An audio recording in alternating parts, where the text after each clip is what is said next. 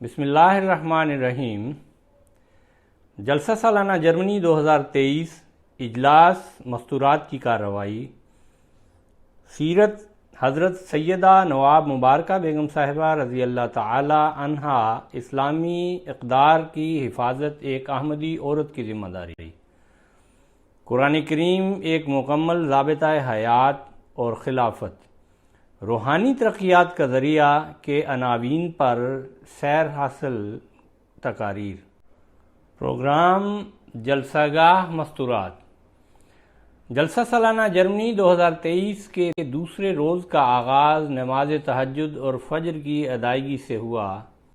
ناشتہ کے بعد ممبرات اجلاس میں شامل ہونے کے لیے مین ہال اور بچگان کے ہال میں تشریف لے آئیں۔ مستورات کی جلسہ گاہ میں کارروائی کا آغاز صبح 10:30 پر ہوا۔ نیشنل صدر صاحبہ جرمنی مکرمہ حامدہ سوسن چودھری صاحبہ نے مکرمہ ناصرہ واگس ہاؤزر صاحبہ کو اجلاس کی صدارت کے لیے مدعو کیا، جنہوں نے حضرت مسیح موعود علیہ السلام کا اقتباس بابت جلسہ سالانہ کے انعقاد کے اغراض و مقاصد پیش کرتے ہوئے لجنہ اماء اللہ کو توجہ دلائی کہ جلسہ سالانہ ان مجالس کی طرح ہے جس پر فرشتے پر پھیلائے رہتے ہیں، چنانچہ ممبرات مکمل خاموشی اختیار کرتے ہوئے ذکر الہی میں مشغول رہیں۔ اس کے بعد مکرمہ سمینہ طاہر صاحبہ نے سورہ الحدید آیت 21 و 22 میں اردو ترجمہ پیش کی۔ در ثمین سے منظوم اردو کلام اسلام سے نہ بھاگو راہ ہدا یہی ہے مکرمہ عنبر نصیر صاحبہ نے پیش کیا۔ اس اجلاس کی پہلی تقریر اردو زبان میں بعنوان سیرت حضرت نواب مبارکہ بیگم صاحبہ رضی اللہ تعالی عنہا مکرمہ مبشرہ شفیع صاحبہ، نائب صدر و نیشنل سیکریٹری تعلیم لجنہ اماء اللہ جرمنی نے پیش کی۔ اس تقریر کے مکمل متن کے لیے ملاحظہ کریں صفحہ 22۔ اس کے بعد اجلاس مستورات کی پہلی جرمن تقریر مکرمہ مولانا فاطمہ صاحبہ، نیشنل سیکریٹری مال اور صدر احمدیہ اسٹوڈنٹ ایسوسی ایشن نے اسلامی اقدار کی حفاظت ایک احمدی عورت کی ذمہ داری کے موضوع پر کی۔ خلاصہ تقریر: اسلامی اقدار کی حفاظت ایک احمدی عورت کی ذمہ داری، جرمن، محترمہ مولانا فاطمہ مجوکا صاحبہ، سیکریٹری مال۔ مقررہ نے تقریر کے آغاز پر سورہ النحل آیت 48 میں ترجمہ پیش کرتے ہوئے بتایا کہ قرآن کریم نے عورتوں اور مردوں کے رضائے الہی کے حصول کے طریق تفصیل سے بیان فرمائے ہیں، لیکن جب دور حاضر میں قرآن کریم کی اس تعلیم کو بھلا دیا گیا تو اللہ تعالیٰ نے حضور صلی اللہ علیہ وآلہ وسلم کی پیشگوئیوں کے مطابق زمانہ کے اصلاح کے لیے حضرت مسیح موعود علیہ السلام کو مبعوث فرمایا، جنہوں نے تمام انسانیت کو حی و قیوم خدا کی طرف بلایا۔ مقررہ نے حضور صلی اللہ علیہ وآلہ وسلم کی حدیث کی روشنی میں حقیقی عبادت گزار اور شکر گزار بننے اور اچھے اخلاق کی بدولت جنت کے حصول کے طریق بیان فرماتے ہوئے کہا کہ اچھے اخلاق کی تعلیم کا بہترین نمونہ ہمیں حضور صلی اللہ علیہ وآلہ وسلم کی زندگی سے ملتا ہے۔ پس اللہ حضرت صلی اللہ علیہ وسلم کے بارے میں فرماتا ہے کہ یقیناً تو بہت بڑے خلق پر فائز ہے۔ آپ صلی اللہ علیہ وسلم نے با اخلاق بننے کے لیے طریق بتایا کہ انسان اپنے اخلاق کو خدا تعالیٰ کی اس تعلیم کے مطابق بنائے جو قرآن کریم میں خدا تعالیٰ کی صفات کے بیان میں مذکور ہیں۔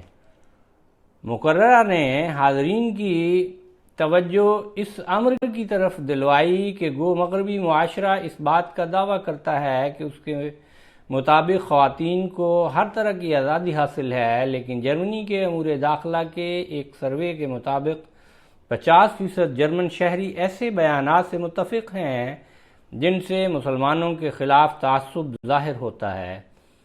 30% سے زیادہ جرمنی میں رہنے والے مسلمانوں کو امتیازی رویہ کا سامنا کرنا پڑتا ہے اور خواتین کو ہمیشہ تعصب کا نشانہ بنایا جاتا ہے۔ اس تعصب کی بنیادی وجہ ایسی خبریں اور خیالات کی تشہیر ہے جو مسلمان عورتوں کو دیگر عورتوں سے کمتر اور مظلوم دکھایا جاتا ہے۔ ایسی خبروں کی وجہ سے نہ صرف مسلمان عورتیں دنیا میں غیر محفوظ محسوس کرتی ہیں بلکہ ساتھ ہی ساتھ احساس کمتری کا بھی شکار ہو جاتی ہیں۔ مقررہ نے احمدی عورتوں کو اس امر کی طرف توجہ دلائی کہ اگر دنیاوی تعلیم کے حصول کے نتیجہ میں ہمیں تعصب کا سامنا کرنا پڑتا ہے تو اس سے نمٹنے کا واحد حل دین کی مکمل تعلیم حاصل کر کے دنیا کو اعتراضات کے جواب دینا ہے۔ دنیا سے اپنے خلاف تعصب ختم کرنے کا واحد طریق ذاتی اصلاح ہے جو بالآخر انفرادی سے اجتماعی اصلاح کا باعث بنتا ہے۔ مقررہ نے اس کی مثال حضرت مسیح موعود علیہ السلام کے بیان کردہ ایک واقعہ سے دی جس کے مطابق ایک انسان کی دعا سے ساری کشتی طوفان سے محفوظ رہی، کیونکہ خدا تعالیٰ اپنے وعدہ کے مطابق پکارنے والے کی پکار کو سنتا ہے۔ آپ نے مزید اسلام کے عورت کو دیے گئے حقوق کا ذکر کرتے ہوئے بتایا کہ اسلام نے عورتوں کو تعلیم سے لے کر معاشرتی و معاشی ہر طرح کے حقوق دیے ہیں، وہ حقوق جو آج کے جرمن معاشرے میں بھی عورت کو کئی سال پہلے دیے۔ اسی طرح اسلام ماؤں کے لیے آسانی پیدا کرتا ہے اور باپوں کو ان کی مدد کرنے کو کہتا ہے اور ان کی ذمہ داریوں کی طرف متوجہ کرتا ہے۔ آن حضرت صلی اللہ علیہ وسلم نے ایسے وقت میں عورت کے حقوق قائم کیے جب عرب کا معاشرہ برائیوں سے بھرا ہوا تھا اور جہاں بیٹی کا پیدا ہونا نہایت بے عزتی اور شرم کا باعث سمجھا جاتا تھا۔ آن حضور صلی اللہ علیہ وسلم کی بعثت اور اسلام کی آمد نے اس رویہ کا خاتمہ کیا اور عورت کے حقوق قائم کیے۔ عورت کی حیثیت محض ایک معمولی چیز سے تبدیل کر کے قابل عزت و احترام وجود بنا دیا گیا۔ اسے شوہر سے علیحدگی کا حق دیا گیا۔ اسلام نے عورت کو بحیثیت ماں وہ مقام دیا کہ کسی دوسرے معاشرتی نظام میں ایسی مثال ڈھونڈنا مشکل ہے۔ اسلام کے بانی حضرت محمد مصطفیٰ صلی اللہ علیہ وسلم ہی تھے جنہوں نے خدا کے حکم سے عورت کے حقوق قائم کرتے ہوئے فرمایا کہ جنت تمہاری ماؤں کے قدموں کے نیچے ہے۔ عورتوں کو حق اظہار رائے دہی دینے کی مثال حضرت اسماء بنت یزید انصاری رضی اللہ عنہا کے اس واقعہ سے ملتی ہے کہ جب انہوں نے عورتوں کی ذمہ داریوں کے ثواب کے متعلق نہایت فصیح انداز میں حضرت صلی اللہ علیہ وسلم کی خدمت میں ایک سوال پیش کیا تو آپ صلی اللہ علیہ وآلہ وسلم نے ان کے اس انداز کی صحابہ رضوان اللہ علیہم کے سامنے تعریف فرمائی۔ آج کے دور میں جہاں کئی ممالک میں عورتوں کو وہ حقوق نہیں دیے جا رہے جو اسلام نے قائم فرمائے ہیں، وہیں ڈیجیٹل اور سوشل میڈیا کے بد اثرات کی وجہ سے لوگ دن بدن ایسی برائیوں میں مبتلا ہوتے جا رہے ہیں جو ان کو بے حیائی کے قریب تر لے جا رہی ہے۔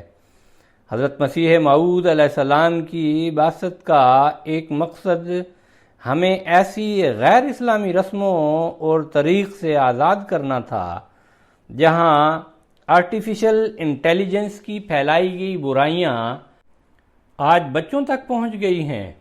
وہیں مسیح الزمان کے خلیفہ عورتوں کو بچوں کو ان فتنوں سے مسلسل آگاہ رکھنے کے لیے خطبات سے رہنمائی کر رہے ہیں تاکہ ایسا معاشرہ قائم ہو جس میں ہر فرد کو اہمیت حاصل ہو۔ اسی لیے آپ نے عورتوں کو بارہا توجہ دلائی کہ حیا ایمان کا حصہ ہے اور حیا عورت کا ایک خزانہ ہے، اس لیے ہمیشہ حیا دار لباس پہنے۔ ہمیشہ یاد رکھیں کہ ایک احمدی عورت کا، ایک احمدی بچی کا ایک تقدس ہے، اس کو قائم رکھنا ہے۔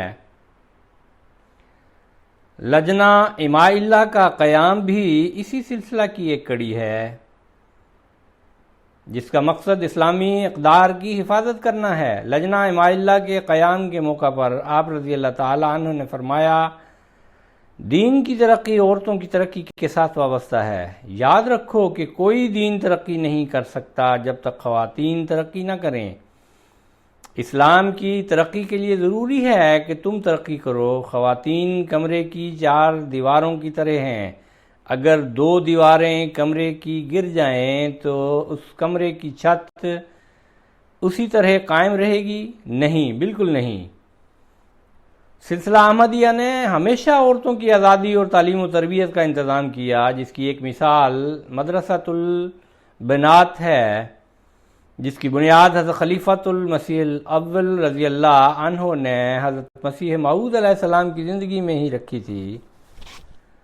حضرت خلیفۃ المسیح الاول رضی اللہ عنہ خود اس میں قرآن کی تدریس کا کام سر انجام دیتے تھے تاکہ خواتین علم اور تفہیم میں ترقی کر سکیں۔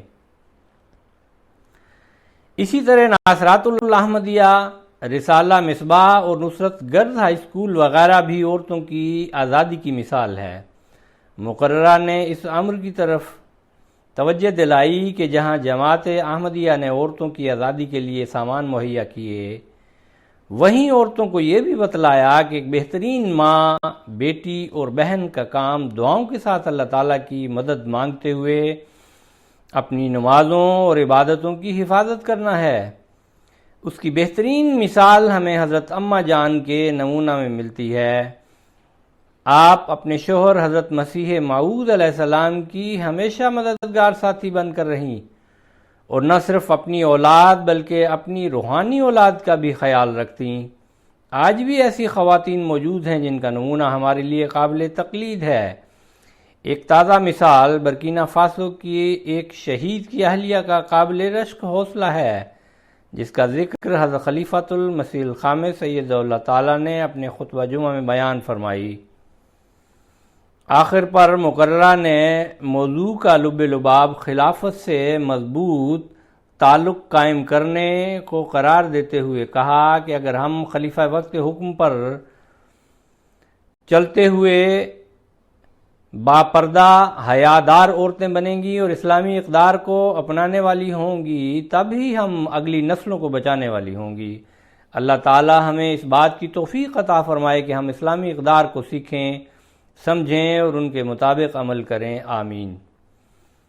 اس تقریر کے بعد اردو نظم از در ثمین لوگوں سنو کہ زندہ خدا وہ خدا نہیں، ندا منصور صاحبہ نے پڑھی۔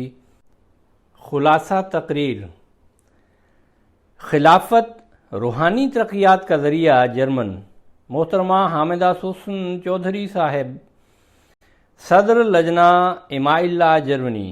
مستورات کے اجلاس کی تیسری تقریر مکرمہ صدر صاحبہ لجنہ اماء اللہ جرمنی محترمہ حامدہ سوسن چودھری صاحبہ نے بزبان جرمن خلافت روحانی ترقیات کا ذریعہ کے موضوع پر کی۔ آپ نے تقریر کے آغاز پر جدید ٹیکنالوجی کے اثرات اور اس کے ذریعے سے حاصل ہونے والی آزادی کا ذکر کیا۔ یہی آزادی آج لوگوں کے پیروں کی زنجیر بن کر ان کو اخلاقی ترقی سے پیچھے کھینچنے والی ہے۔ مسلسل اپنے آپ کا دوسروں سے موازنہ کرتے ہوتے تفخر یا حسرت کے جذبات ہمیں اخلاقی پستی کی طرف لے جا رہا ہے۔ حضرت مسیح موعود علیہ السلام نے بھی دنیا کی اسی اخلاقی پستی کو اپنی صداقت کا ثبوت بیان کرتے ہوئے تحریر فرمایا کہ دنیا کی حالت بھی اسی بات کا تقاضا کر رہی ہے کہ کوئی مصلح اس کی اصلاح کی غرض سے آئے اور روحانی پانی سے روحوں کی پیاس بجھائے۔ صدر صاحبہ نے انسانی زندگی میں روحانیت کی ضرورت کے متعلق فرمایا کہ اسی کے ذریعے ہی انسان زندگی میں شخصی آزادی حاصل کر سکتا ہے، اور قرآن کریم نے روحانیت کے حصول کا ذریعہ حبل اللہ کو مضبوطی سے تھامنا قرار دیا ہے۔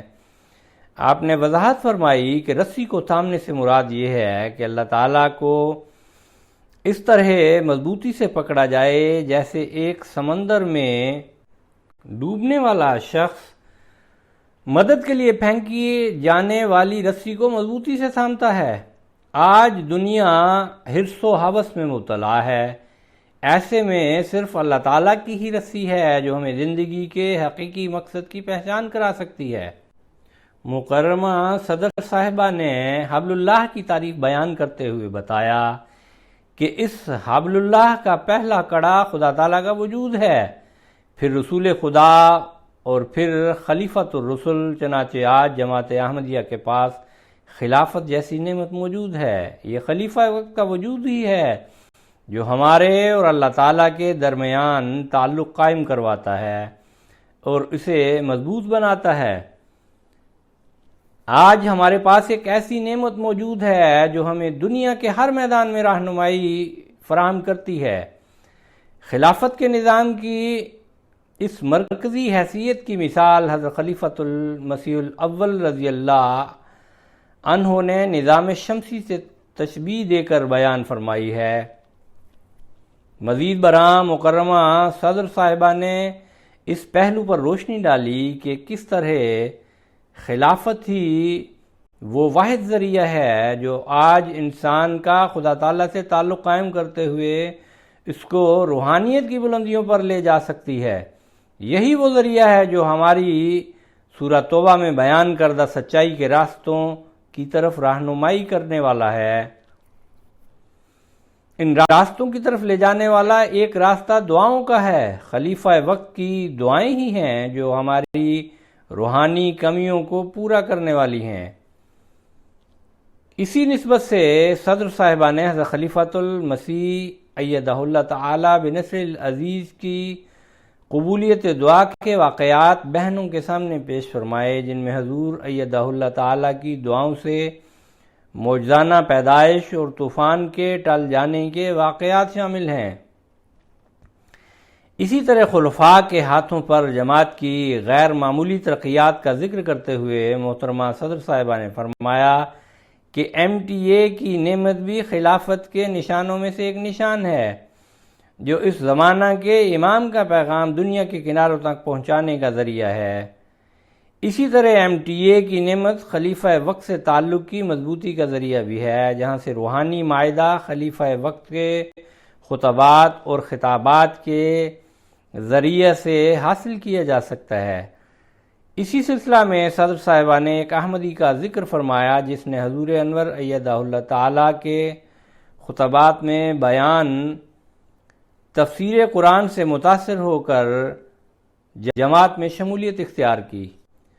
اسی طرح MTA پر ہر ہفتہ نشر ہونے والے پروگرام دس ویک ود حضور کے اور بذریعہ خطوط حضور انور ایدہ اللہ تعالی بنصر العزیز سے رابطہ بڑھانے کا ذریعہ ہے۔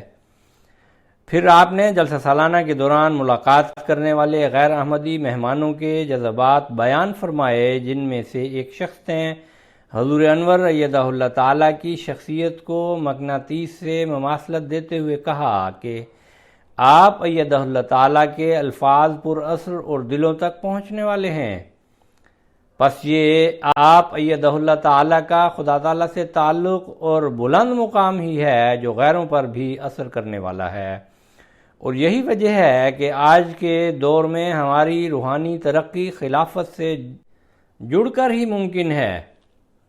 محترمہ صدر صاحبہ نے تقریر کا اختتام حضور انور ایدہ اللہ تعالی بنصر العزیز کے لجنہ جرمنی کے سالانہ اجتماع پر بھیجے گئے پیغام کا ایک حصہ پڑھ کر کیا، جس میں لجنہ ممبرات کو توجہ دلائی گئی کہ اخلاقی تبدیلی پیدا کر کے ہی لجنہ بیعت کا حق ادا کرنے والی بن سکتی ہیں۔ اللہ تعالی ہمیں اس مقصد میں کامیاب کرتے ہوئے خلافت کے ذریعہ روحانی ترقی حاصل کرنے والا بنائے، آمین۔ خلاصہ تقریر: قرآن کریم ایک مکمل ضابطہ حیات، اردو۔ محترمہ امت الجمیل غزالہ صاحبہ، نیشنل سیکریٹری تعلیم، لجنہ اماء اللہ، جرمنی۔ اجلاس کی آخری تقریر نائب صدر لجنہ اماء اللہ جرمنی پرنسپل عائشہ دینیات اکیڈمی اور نیشنل سیکریٹری تربیت امت الجمیل غزالہ صاحبہ نے اردو میں قرآن کریم ایک مکمل ضابطہ حیات کے موضوع پر کی۔ آپ نے آغاز میں سورہ المائدہ کی آیت 4 کی تلاوت و ترجمہ پیش کیا اور کہا کہ قرآن مجید نے دعویٰ کیا ہے کہ وہ ایک مکمل ضابطہ حیات ہے اور انسانوں کی سب ضروریات کا کفیل ہے۔ تمام انسانی امراض اور احتیاجوں کا مداوع پیش کرتا ہے۔ اس کا دعویٰ ہے کہ میں نے انسانوں کو اپنے مقصد تخلیق کے پانے کے سارے گر بتائے ہیں، اور اگر انصاف کی نظر سے دیکھا جائے تو لفظ حیات یعنی حقیقی زندگی کی حقیقت بھی یہی پاک کتاب بیان کرتی ہے۔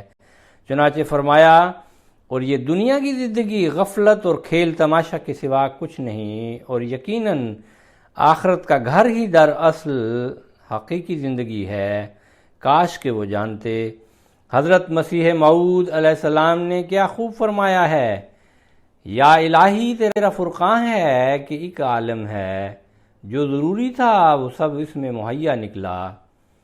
مقررہ نے کہا کہ انسان در حقیقت دو محبتوں کے مجموعہ کا نام ہے، ایک اللہ تعالیٰ کی محبت اور دوسری دل میں بنی نوع انسان کی نہایت گہری محبت ودیت کی گئی ہے۔ حقوق اللہ اور حقوق العباد کی ادائیگی کے بغیر انسان کہلانے کا ہی مستحق نہیں۔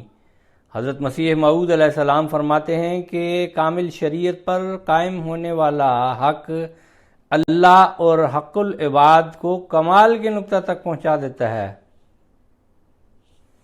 قرآنی تعلیم کی اکملیت اور جامعیت کا یہ نہایت نمایاں پہلو ہے کہ قرآن مجید نے انسانوں کی حیات عارضی اور حیات ابدی کی ضروریات کو پورا کرنے کے لیے نہایت جامع اور عین مطابق فطرت ہدایات دی ہیں، جن پر عمل پیرا ہو کر انسان دونوں جہانوں کی جنتوں کا وارث بن سکتا ہے، اور جن سے منہ موڑ کر انسان جہنم کا ایندھن بن جاتا ہے۔ قرآن کریم کیسے ایک مکمل ضابطہ حیات ہے۔ انسان مجموعہ ہے روح اور جسم کا، وہی کتاب مکمل ضابطہ حیات ہو سکتی ہے جو انسان کی جسمانی اور روحانی دونوں طرح کی ربوبیت کا کامل نظام پیش کرے۔ مقررہ نے کہا کہ سب سے اول ہم انسان کی جسمانی ربوبیت کا قرآنی نظام دیکھتے ہیں۔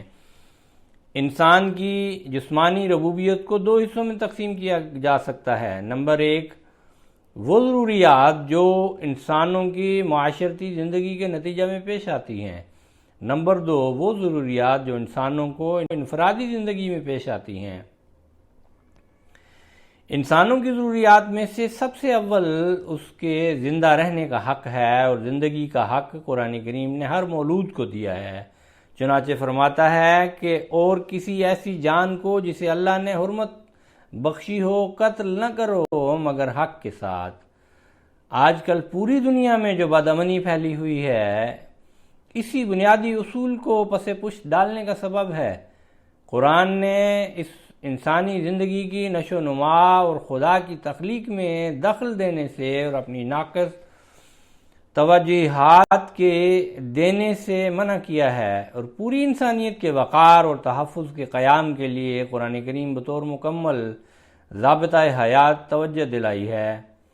مقررہ نے کہا کہ زندہ رہنے کے حق کو قائم کرنے کے بعد دوسری اہم ضرورت اس کی حصول معیشت میں آزادی ہے۔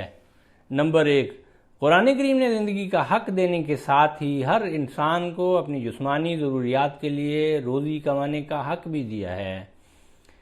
انسان کی بنیادی ضروریات اور اسے دی گئی سہولیات کا ذکر کرنے کے بعد ارباب اقتدار کو انسانی ضرورتوں کے مہیا کرنے کی طرف توجہ دلاتا ہے۔ قرآن میں لازمی اسباب معیشت کا بھی ذکر کیا جن کا ملنا ہر شخص کو ضروری ہے۔ اس کے متعلق فرمایا، تیرے لیے مقدر ہے کہ نہ تو اس میں بھوکا رہے اور نہ ننگا، اور یہ بھی کہ نہ تو اس میں پیاسا رہے اور نہ دھوپ میں جلے۔ گویا خوراک، پوشاک اور مکان کی تمام سہولتیں ہر انسان کو حاصل ہوں گی۔ آج ووٹ کے لیے روٹی کپڑا مکان کے نعرہ لگانے والے تو بہت ہیں، لیکن مکمل قرآنی تعلیمات پر عمل نہ کرنے کے نتیجے میں وہ عوام کو سکھ مہیا کرنے میں ناکام نظر آ رہے ہیں۔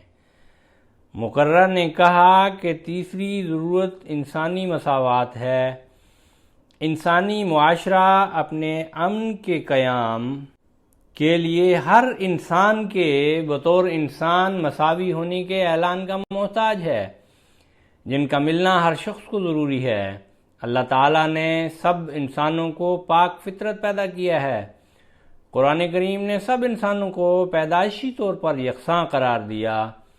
پھر چوتھی ضرورت یکساں عدل و انصاف ہے۔ قرآن کریم نے تمام انسانوں کو عدل و انصاف کے لحاظ سے ایک ہی سطح پر قرار دیا ہے، سب کے یکساں حقوق قرار دیے ہیں اور دشمن سے بھی عدل کا حکم دیا ہے۔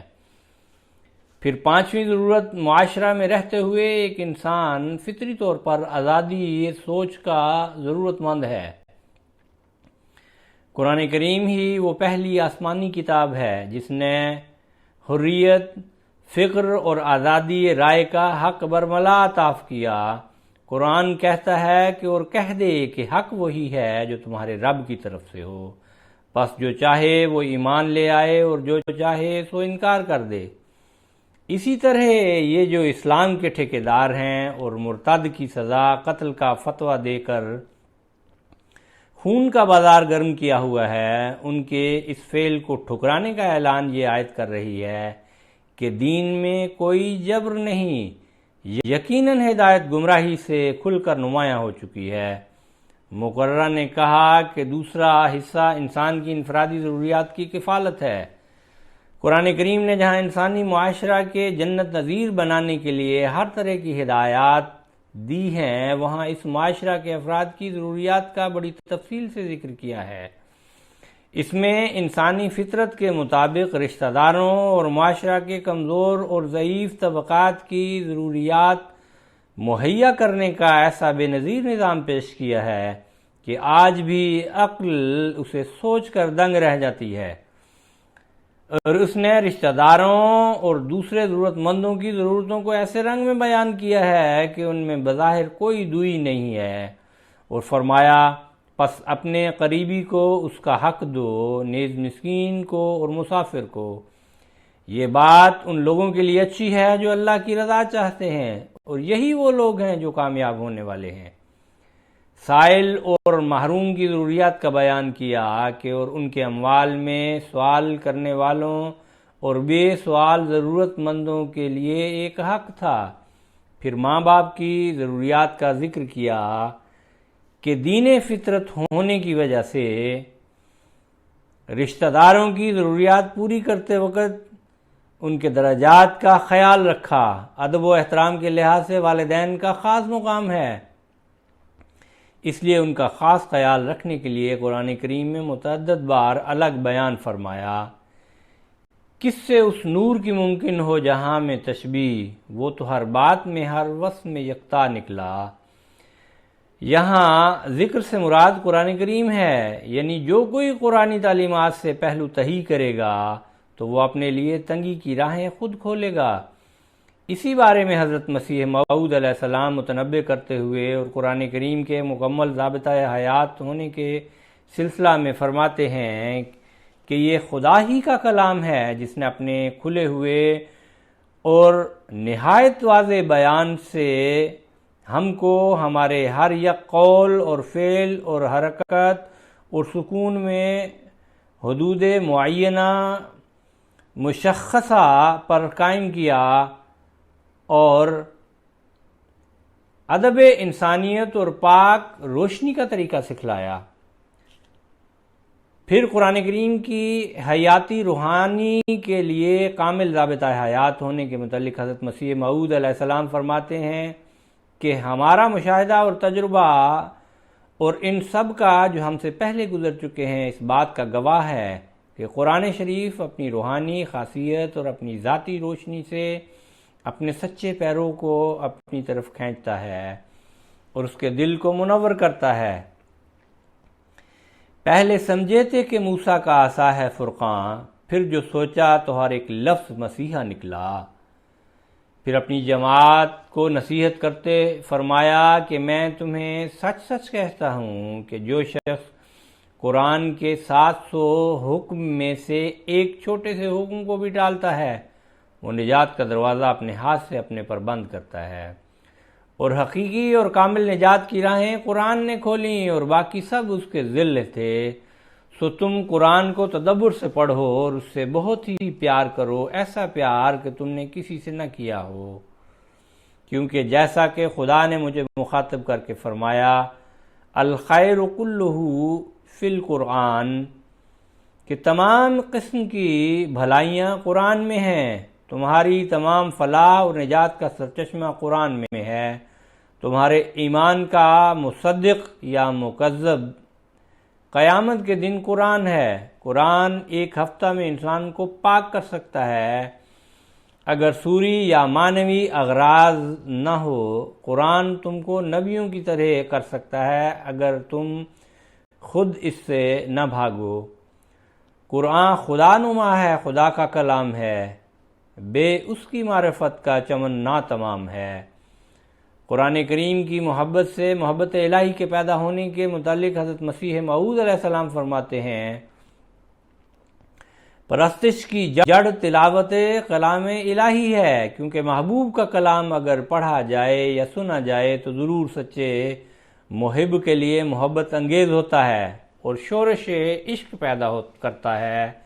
حضرت مسلم موعود رضی اللہ عنہ فرماتے ہیں، پھر یہ یاد رکھو کہ قرآن کریم خدا کی کتاب اور اس کے منہ کی باتیں ہیں، اس کا ادب و احترام کرو۔